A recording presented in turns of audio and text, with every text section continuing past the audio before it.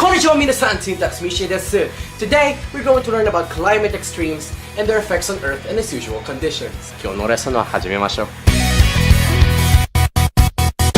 So in a quick explanation, El Niño and La Niña are basically warmer or colder temperatures than usual conditions. Now these changes in temperature can actually affect everyday weather. And with these changes in weather, even agriculture, water supply, or public safety can be hassled. Now, let's explain the sciencey stuff of El Niño and La Niña without boring you too much. El Niño and La Niña are part of the cycle called El Niño Southern Oscillation, or ENSO for short. The ENSO cycle is a scientific term that describes the fluctuations in temperature between the ocean and atmosphere in the East Central Equatorial Pacific. So that's around here, I guess. So in the usual scenario in the Pacific Ocean, there are these winds that we call trade winds, blowing warmer waters from the eastern side of the Pacific Ocean all the way to the western side. So what on earth actually caused these two phenomena? During El Niño, the trade winds would weaken, causing the warmer water that was blown towards the west in previous years to seep back into the east, basically flowing back to Southern America. This reduces upwelling in the east. So silly old me forgot to mention what upwelling actually is. So basically, when the trade winds blow across the ocean and push the surface water away, water rises up from beneath the surface to replace the water that was pushed away.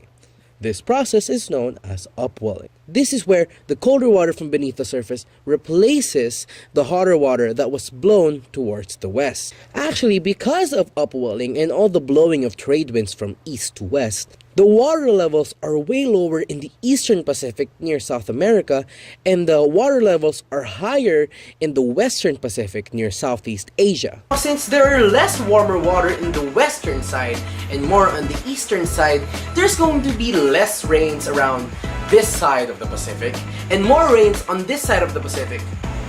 The effects of El Niño usually cause of extended dry weather or drought, leading to water shortages, prolonged lean seasons, and food shortages. Basically, imagine a hot, warm summer in the tropics, but 10 times worse. Okay, that's pretty hot. La Niña is basically the complete opposite of El Niño.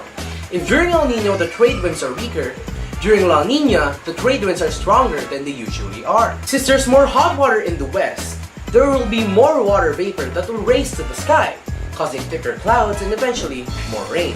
It will cause floods, too much water, and would hazard everyone else. Why? Since there's more possible typhoons, more rain, and we would just have a little too much water than we want. Think Noah's Ark, but probably less disastrous. Now that's it for my video. Let's have a quick quiz, shall we?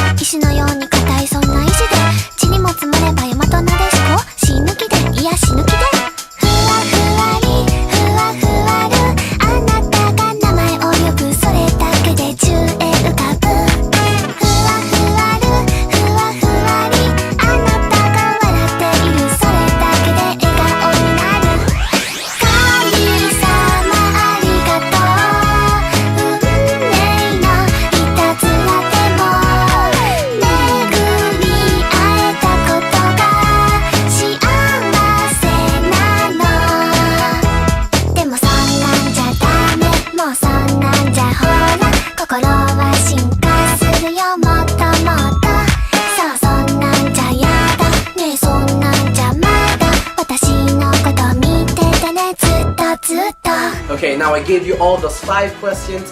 You guys better have jotted them down. Make sure to put your answers in the comments below. Well, that's it for my video. Make sure to leave a like if you like this video, a dislike if you didn't, subscribe if you want more, and comment what you want to see next. 我の名前はsyntax Misheです。videoはおさわりです。バイバイ。